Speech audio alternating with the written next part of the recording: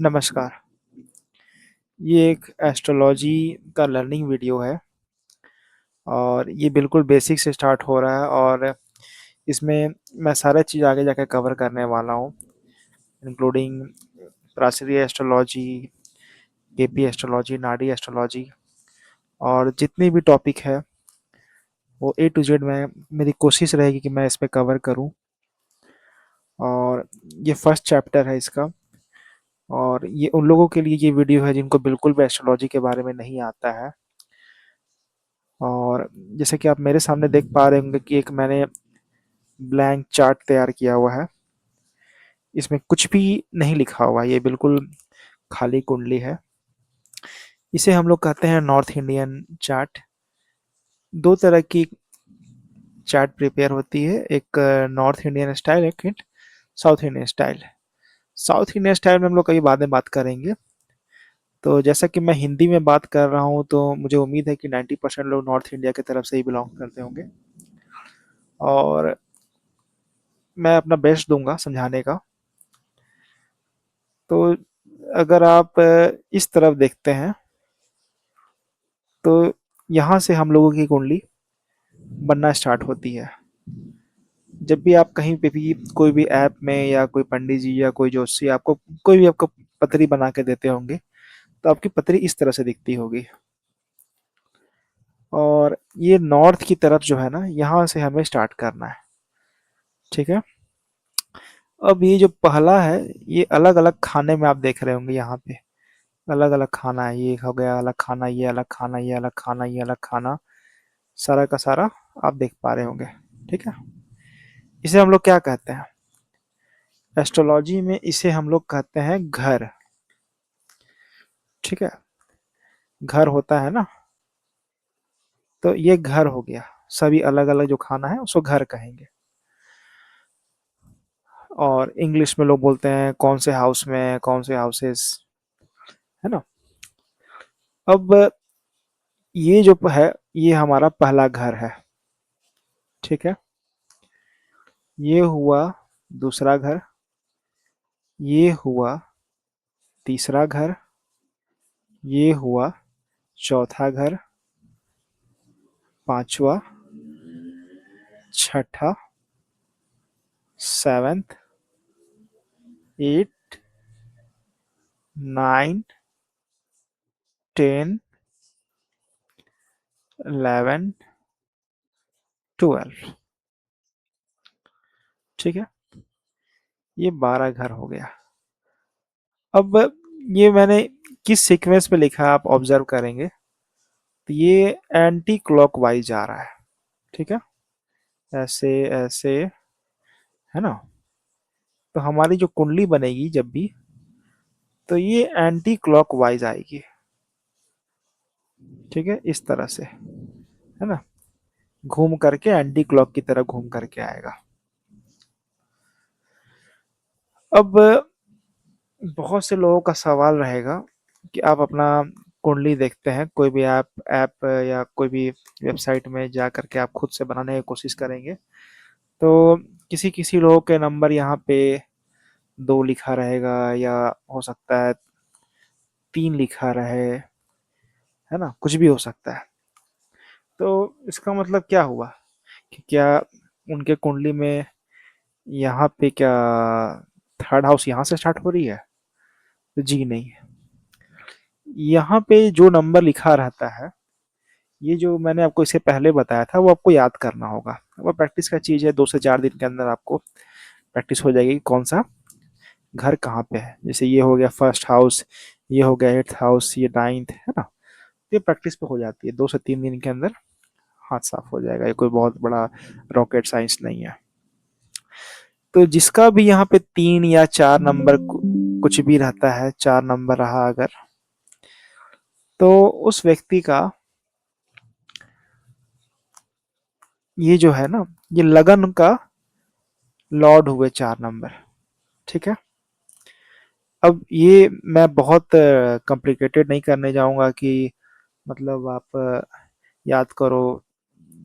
जहाँ काम हमारे शॉर्टकट से हो सकती है तो क्यों हम लोग इतना दिमाग में जोर डालने जाए। तो आपको कुछ नहीं करना है, आपको बस जाना है, गूगल में जाना है, आपको सर्च करना है राशि एंड देयर लॉट्स। ठीक है, इस तरह का कोई भी इमेज जहाँ पे नंबर हो, ये हो गया, ये भी हो गया, कोई भी चलेगा। तो ये जो इमेज है ना, आप देख रहे होंगे जिसे मैंने 4 नंबर लिखा हुआ है, तो मतलब कैंसर एंड कर्क। हिंदी में कर्क राशि बोलते हैं, इंग्लिश में कैंसर राशि। ठीक है, ये साइन लॉर्ड पे बाद में आएंगे, पहले हम लोग पहले इस पे खत्म करते हैं। तो यहाँ पे जो 4 नंबर लिखा हुआ है, इसका मतलब है कि इसके जो लगन है, ये हो गया कर्क राशि। ठीक है, कैंसर। अब इसके बाद यहाँ सीक्वेंस कैसे स्टार्ट होगा, जब नंबर लिखा रहता है, जो हम लोग बेसिक कुंडली देखते हैं अंदिना दिन में, तो यहाँ पे घर का नाम नहीं लिखा रहेगा कहीं पे भी। यहाँ आपको कौन सा राशि है, 5 जैसे 4 हुआ, ठीक है, 5, 6, 7, 8, 9, 10, 11, 12, 30, सॉरी मैं भी क्या क्या कर रहा हूँ, मैं काउंट फ्लो में पा गया। 12 के बाद ये रहेगा 1। इरेजर कहाँ चला गया इसका, एक सेकंड मैं मिटा देता हूँ। हाँ, 12 के बाद 1 रहा, ठीक है, 2 रहा, 3 रहा। तो ये हो गई कर्क लगन की कुंडली। तो जो भी कर्क लगन की कुंडली जिस भी आदमी का बनेगा, वो इस सीक्वेंस पे रहेगा।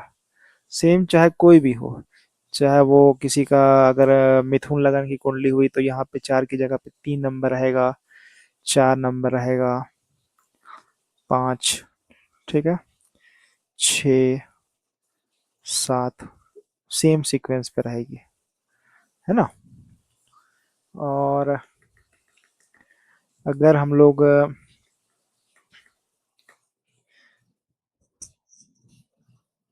राशि का कुंडली अगर देखते हैं, आप सुनते होंगे कि कौन सी राशि है, कुंडली तो नहीं, आप सुनते होंगे कि आपका कौन सा राशि है। कोई बोलता है मेरा मिथुन राशि है, कोई बोलता होगा मेरा धनु राशि है।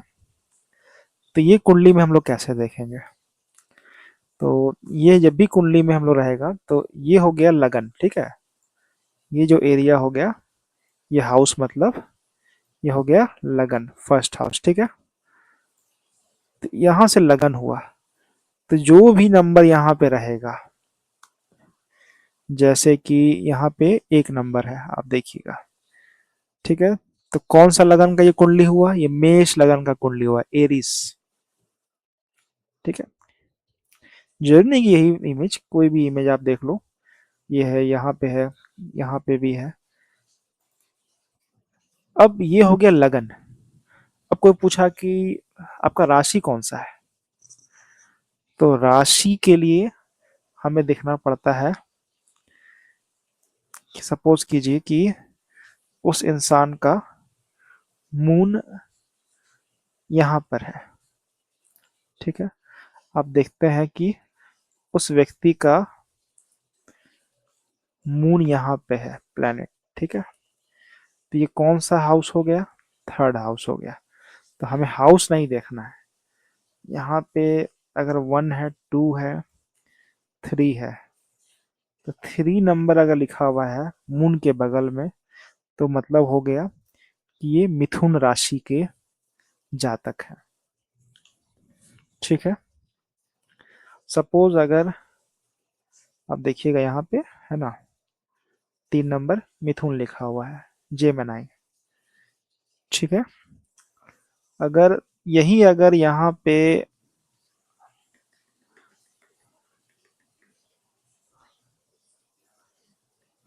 3 नंबर है, ठीक है, और मून यहाँ पर है, तो एक साधारण सा, ये कौन सा हाउस हुआ, ये पहला है, ऐसे ये 7वां आएगा। मैं आपको बताता हूँ, दूसरा, तीसरा, चौथा, पांचवा, छठा, 7वां, ये हाउस का है, ठीक है।